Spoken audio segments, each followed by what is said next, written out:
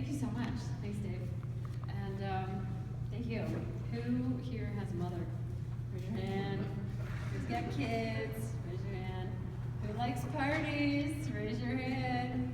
How about Friday afternoon parties? Raise your hand. All right. Now come with me next Friday to Mother's High Tea, because that's what's going to happen. Mother's High Tea, like Dave mentioned about the last mile, is the social one. So Mother's High Tea is a social event for the cannabis community. It includes businesses and also advocates for marijuana, for hemp, and we're all having a party on May 12th at the McNichols building in Denver. And I see some familiar faces and some Mother's High Tea fans. And has anyone heard of Mother's High Tea? Yep, all right. So it is a family-friendly tea for the community. It's public, so everyone can attend. And it is, we welcome children. There's no consumption.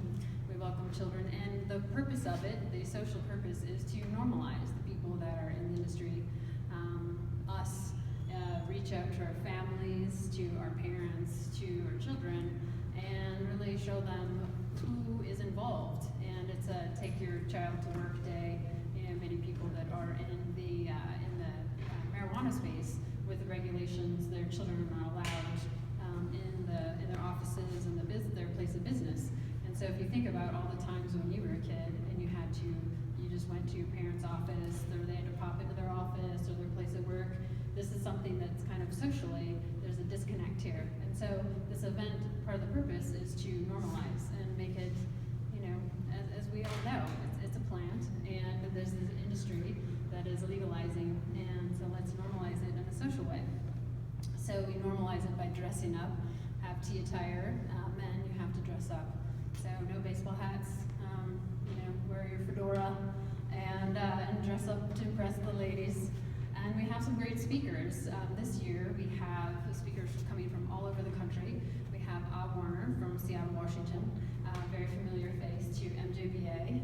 And she formed a private social club called Women of Weed. And so she community organized the women in this social club. And that's sort of a way that she created her own network. And additionally, we have Nina Parks coming from San Francisco, and she is creating her own community organization by co-founding the group Supernova Women. And so Supernova Women are trying to encourage and get people of color to really feel engaged and involved in the cannabis space. And then also, she is the CEO of a company, Mirage Medicinals. And we have Diane Zarkowski.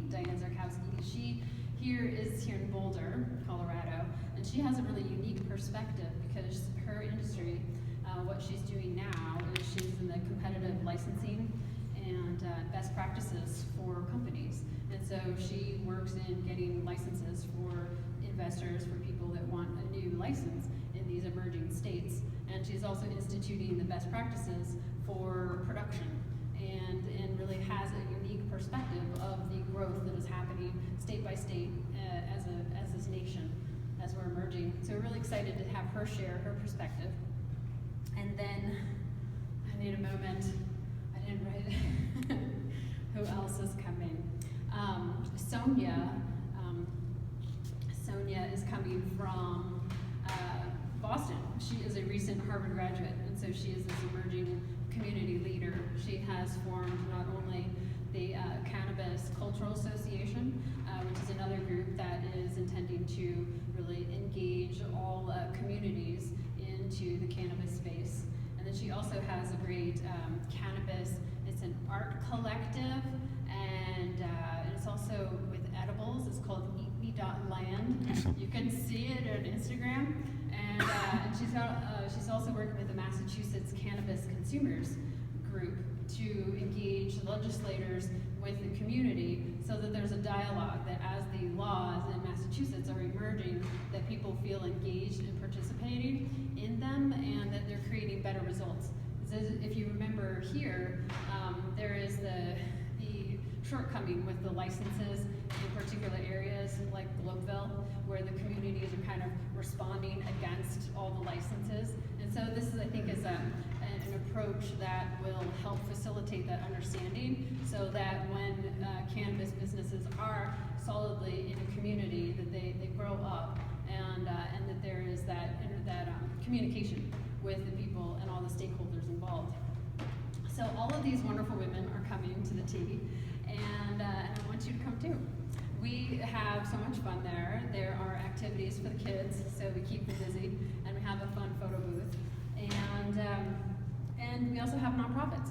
The Muscular Dystrophy Association will have a table there, and this great new nonprofit, and they're called CORE, and they're dedicated to research and utilizing the understanding and disseminating the latest research. And they propose not necessarily to always be pro-marijuana, but they just want to know what the facts are and to educate people so that they can make the best choices for themselves with their doctor. And then there's also, pull it out of my, I'm like a long-time stoner, I can't always remember what I say. Who else is coming? CORE. Christy Lumford. Yeah, Christy Lunsford is a longtime advisor of the tea, and so come on down. The tickets are at AXS, so you can get your show tickets. Todd, you can get your show tickets at Red Rocks, and then also the Mother's Side tea tickets. If you want to do the promo code, I've got a 10% promo code, Tea Time 10, so that's a little perk for you.